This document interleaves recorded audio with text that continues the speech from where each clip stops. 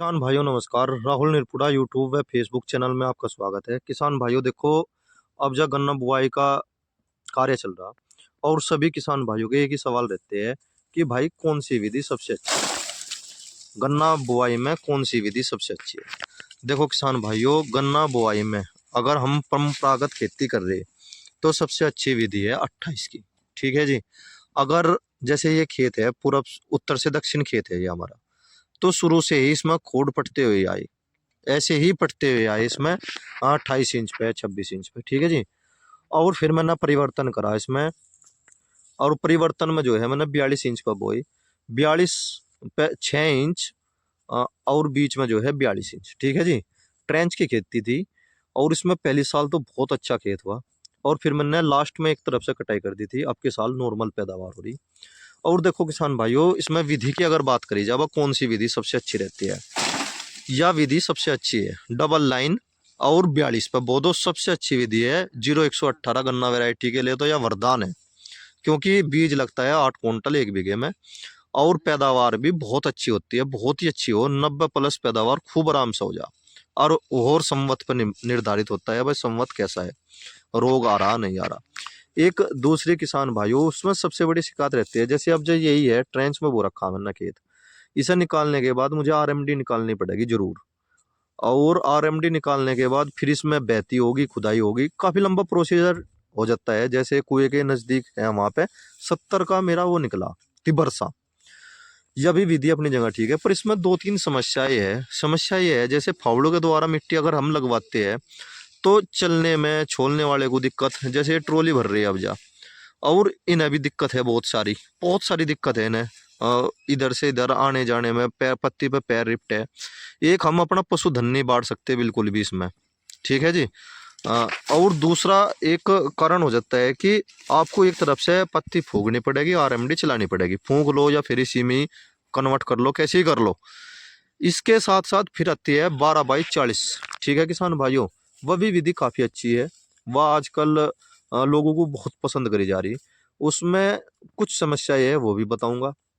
समस्या यह है किसान भाइयों कि उसमें जो है जैसे हमने डबल लाइन बो दी 12 इंच पे और फिर 40 इंच का हमने गैप छोड़ दिया, उसमें समस्या यह बनेगी, उसमें खुदाई नहीं हो पाती और पशुधन भी उसमें वो नहीं निकल पाता। सबसे बड़ी दिक्कत है।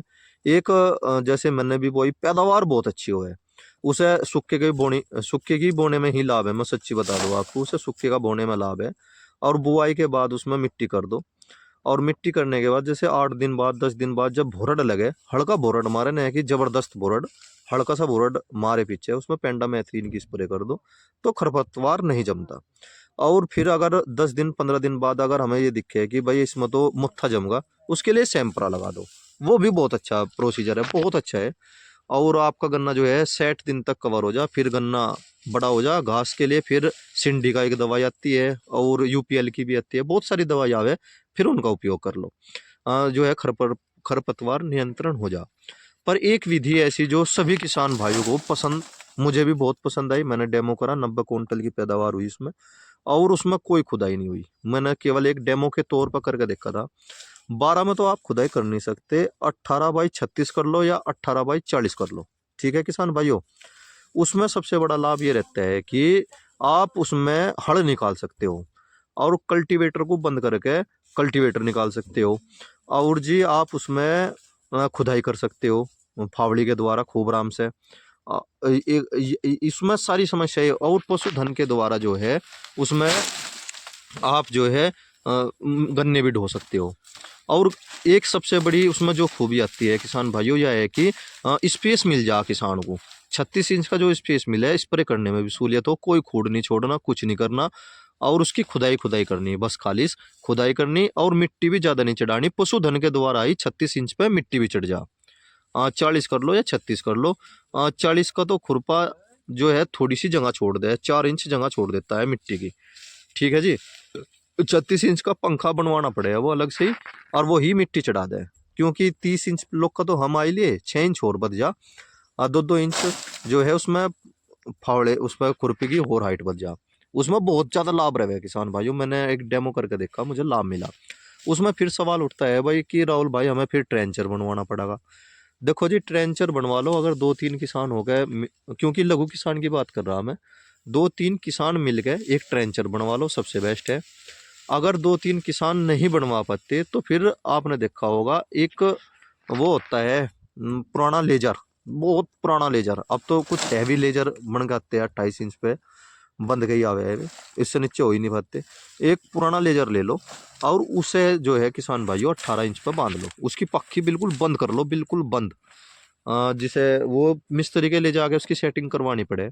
और जो ये इसकी हाइड्रोलिक की जो संकड़ होती है, ये चालू होनी चाह, इन्हें पूरी ढीली कर लो, तो खूड़ में ही जाके पहिया पड़ेगा और आप उसके द्वारा भी मात्र 5 से 7 हज़ार रुपये में आपका लेजर तैयार हो जाएगा। और 5 से 7 हज़ार रुपये में ही आप इस विधि की भी बुआई कर सकते हो। किसान भाइयों 18x36 मुझे सबसे अच्छी लगी, 40 कह लो या 36 कह लो, या इसमें सारी समस्याएं खत्म हो जा। क्योंकि एक समय ऐसा आता है जुलाई के लास्ट में, सितंबर में, कि गन्ना की बंधाई लगभग होने वाली होती है, और जब भी एकदम से जो है किसान जो है स्प्रे नहीं कर पाता बिल्कुल भी, क्योंकि उसे स्पेस भी चाहिए। यह भी विधि काफ़ी अच्छी है, अगर कर सकते हो करके देखो किसान भाइयों, लाभ मिलेगा। मुझे तो बहुत लाभ मिला था। जय किसान।